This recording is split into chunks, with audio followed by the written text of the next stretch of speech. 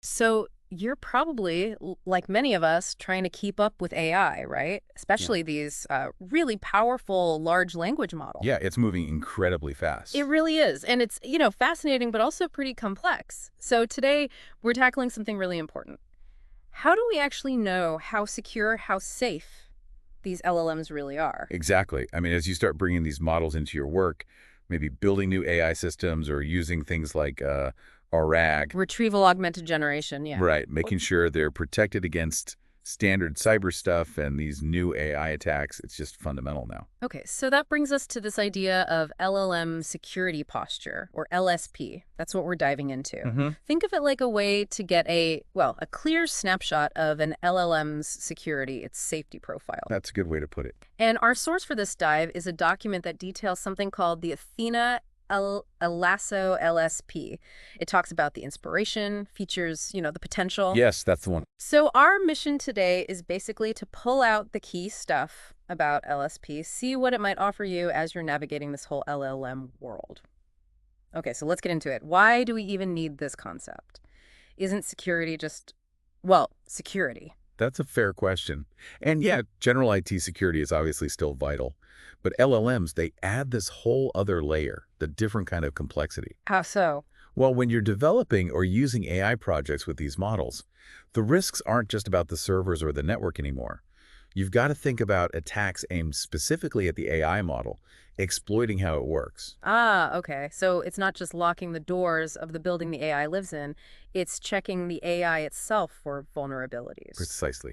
And the document really stresses this whether you're using a big foundational model, straight out of the box. Like GPT-4 or Claude or something. Exactly. Or if you're using RAG to customize a model with your own data. Hmm. There's this growing need, this expectation really, to check their security and safety against proper standards, Standards. like NIST AI 601 and NIST SP 853. Those are mentioned specifically as key benchmarks in this space. Right. Yeah, the NIST standards, we hear a lot about those. So how does LSP fit in? How does it help meet those kinds of requirements? So this is where it gets interesting. LSP is designed to automate that whole process, setting up and checking the security and safety posture for your LLMs, which doing it manually, that could be incredibly complex and time-consuming. Automation. Okay, that sounds good. And it's built to line up directly with the NIST AI risk framework that's part of NIST AI 601. So it provides a kind of structured way to tackle these risks. Think about the time saving. Oh, absolutely. Huge. But okay, strategically, what's the payoff? How does knowing this posture score, as you called it, actually help someone making the call on deploying AI? Well, look at the big picture. Having these scores, these posture scores, gives you real data, concrete insights into the risks of your AI project. Instead of just gut feeling. Exactly. Instead of just qualitative hand-waving or hoping for the best, you get actual metrics. The document calls it facts and certainty, Facts and certainty. I like the sound of that in this field. right? And these scores, they can basically translate the LLM risk for everyone. For the C-suite, it's a number they can understand for making go-no-go decisions. For the engineers, it's like a prioritized list of what needs fixing. Okay, so it bridges that gap between technical detail and business risk.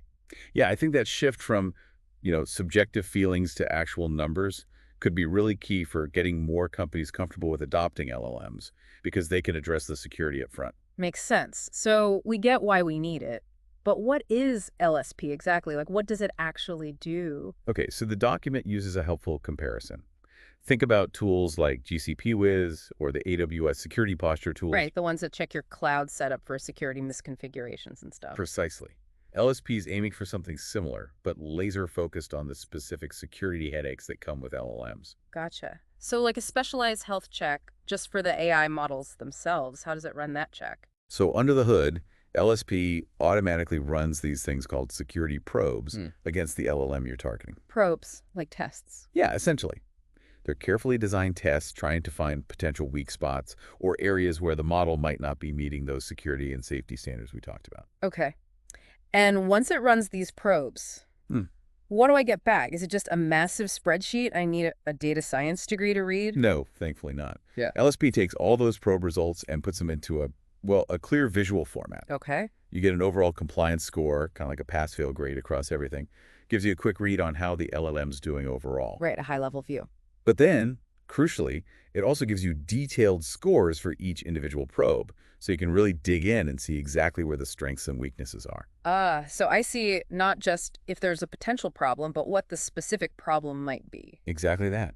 And the interface is web-based, which makes it pretty easy to access.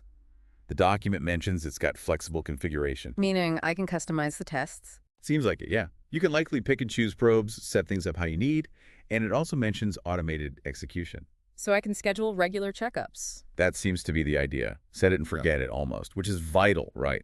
These models change, new vulnerabilities pop up, you need ongoing checks. Definitely. And the visualizations you mentioned. Yeah, they're designed to be pretty intuitive. Pie charts for that overall compliance picture, maybe bar charts showing scores for individual probes, makes the findings much easier to understand, even if you're not super deep in AI security yourself. That sounds really useful for explaining the situation to, management or other teams.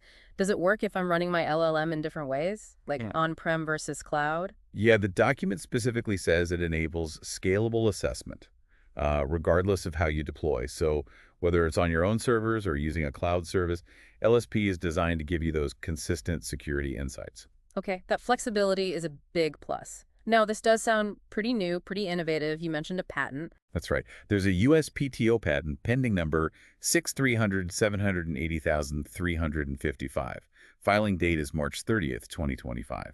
So yeah, that definitely highlights this is a novel approach they're taking. Interesting. Okay, so we've got the why and the what. Let's dig into the features now. What are some of the key things LSP can actually do? Okay, one of the first things mentioned is its ability to assess, and they specifically call them deep-sea postures. DeepSeek, that's one of the big open source model families, right? Exactly.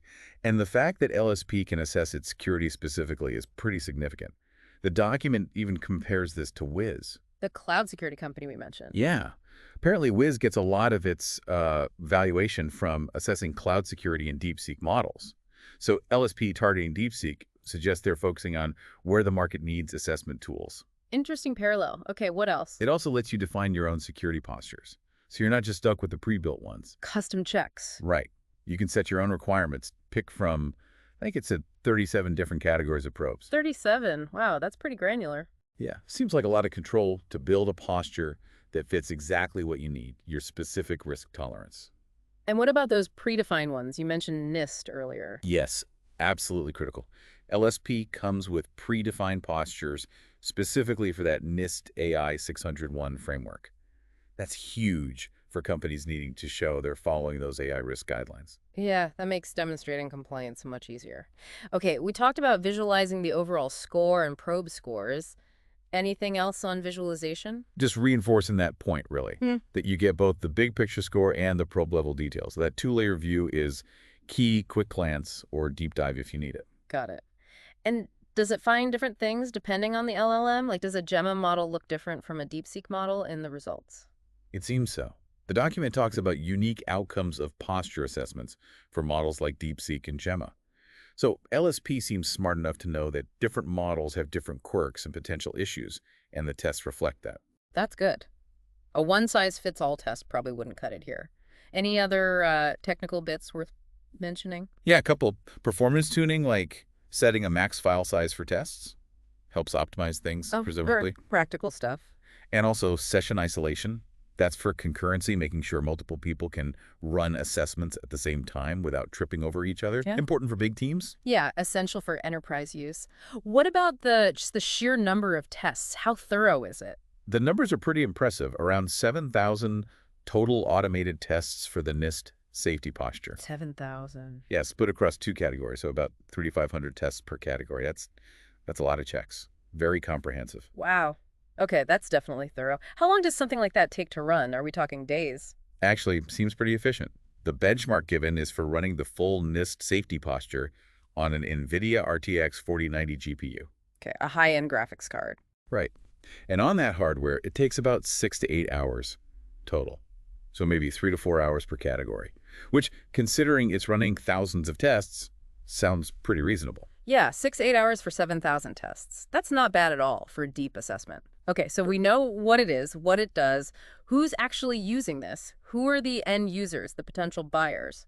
So the end users are identified pretty broadly, tech divisions in places like finance, government, healthcare, Basically, any company, regional or global, that's building or using AI LLM projects. The team's actually doing the work. Exactly, the ones who need to manage the security and safety risks day to day. And who might want to buy or license this kind of tech? This list is quite telling about the market interest. It mentions Wiz, again, that cloud security company. Which you said has a high valuation, partly from assessing DeepSeek. Right. Then there's NVIDIA, obviously huge in AI hardware. Right. DeepSeek themselves. Tenable, another big security vendor. Okay, established players. And the big cloud providers, Google Cloud, AWS, Microsoft Azure, plus OpenAI, Elon Musk has mentioned, and CoreWeave, that AI cloud company, may be heading for an IPO. Oh, that's quite a list. From chip makers to cloud giants to AI labs. It really suggests there's a strong belief in the industry that this kind of LLM security assessment is becoming critical and valuable. No kidding. Okay, so we know the why, what, who. Let's get practical. What specific problems does LSP solve for those users, those potential buyers? The document kind of boils it down to 3 key questions someone working with LLMs might have. Okay, what's the first one? First, which LLM should I use? Balancing the benefits against the risks. The selection problem. Exactly. LSP helps here by giving you that security risk data. You can compare models not just on performance, but on their security posture too. Makes for a much more informed choice. That's huge. Okay, what's problem number 2? Second question, why do I need to secure this LLM and how safe is it right now? The justification and current state. Right. And the tools Athena LASA apparently offers now to answer this are LSP WebAssess and an LSP CLI, a command line version. So those are the assessment tools we've been talking about. Pretty much, yeah. They let you run the checks and see where your LLM stands today. Okay. And the third problem? The third big question is, okay, I know the risks. How do I actually secure my LLM? The what do I do about it question. Exactly. Now, the document says the tools for this part, LSP WebGuard and LLM Guard CLI, are future potential developments. Not here yet. So assessment first, active guarding later. That seems to do the roadmap. It suggests LSP could evolve from just assessing to actively protecting LLMs down the line. Makes sense. They mentioned an example too, right? About LLM-guard.com. Yeah, they mentioned banned topic scanners from LLM-guard.com. It's just an example of the type of active security measure that exists in the LLM world. Things that try to block certain kinds of bad output. Gives you a flavor of what LLM Guard might eventually do. Okay, interesting. So that covers the problems it solves now and potentially later. Before we wrap up, the document mentions some strategic focus areas for LSP. What were the main takeaways there? What shows where they're heading? Okay, first big one, NIST alignment. Really hammering home that NIST AI 601 assessment is a core feature, well documented, that's clearly seen as vital for adoption, with all the focus on AI regulations and risk management. Yeah, alignment with standards is always key. What else? Performance, making sure it's efficient. They highlighted that RTX 4090 benchmark data again. Fast assessments are practical assessments, especially if you're doing them often.